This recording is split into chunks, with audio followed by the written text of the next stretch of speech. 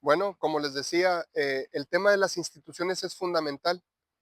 Y volviendo al tema de las instituciones económicas que incluyen a los mercados, los sistemas de propiedad privada, regulaciones laborales y financieras, cualquier marco que determina cómo se organiza la producción, distribución y el consumo, determina los niveles de desarrollo. Y esto es muy interesante de verlo. Nos los muestra la geografía, nos los muestra la historia. Si ustedes se meten a Google Maps o a Google Earth y ven cómo está de noche el globo terráqueo, pues ahí vemos los experimentos, ¿no? El experimento de la península de Corea, donde en el paralelo 33 que las divide, pueden ver que prácticamente en Corea del Norte está oscuro.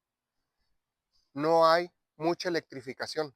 Nadie sabe qué está sucediendo ahí.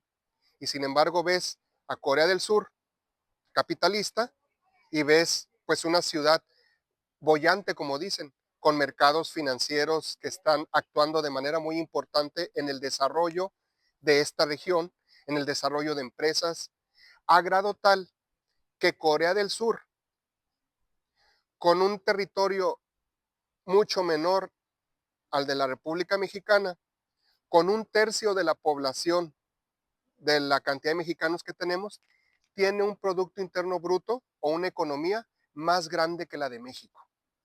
Entonces ahí está, nos lo muestra la historia, nos lo muestra la geografía.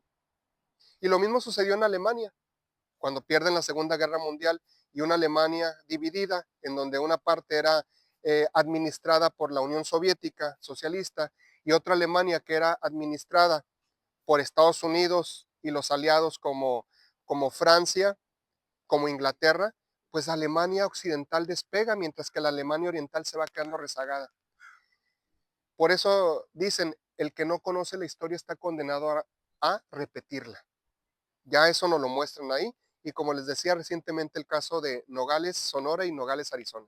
Porque siempre lo que se argumenta es que hay diferencias étnicas, diferencias geográficas, diferencias históricas, pero el papel de las instituciones es fundamental.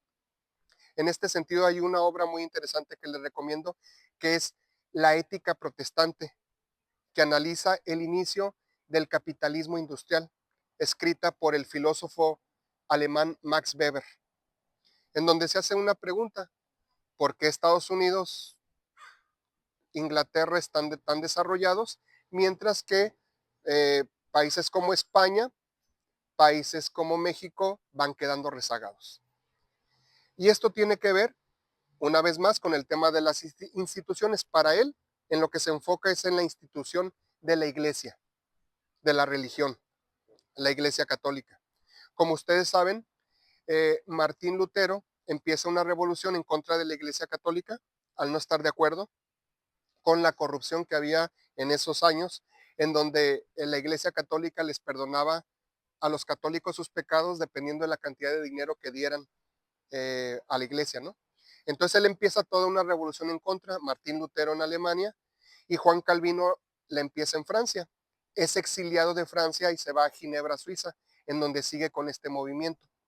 Y de lo que habla es de cómo tenemos que agradar a Dios, no a partir de lo que tenemos, de los bienes materiales que poseemos, sino de un ascetismo religioso. ¿Y en qué consiste el ascetismo?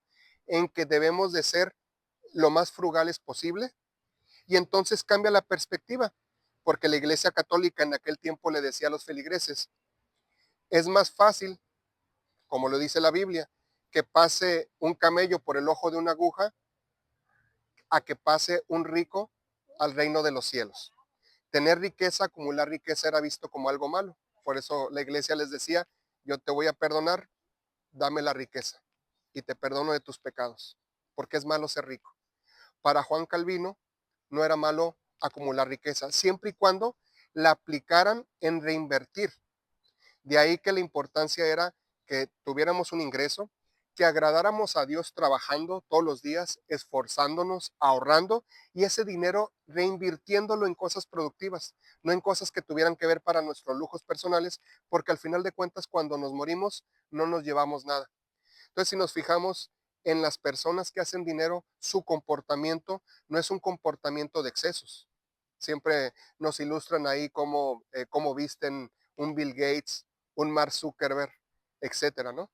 Entonces, la mentalidad cambia. La mentalidad no es acumular para presumir, para tener exceso, sino acumular para reinvertir y generar riqueza que beneficie al resto.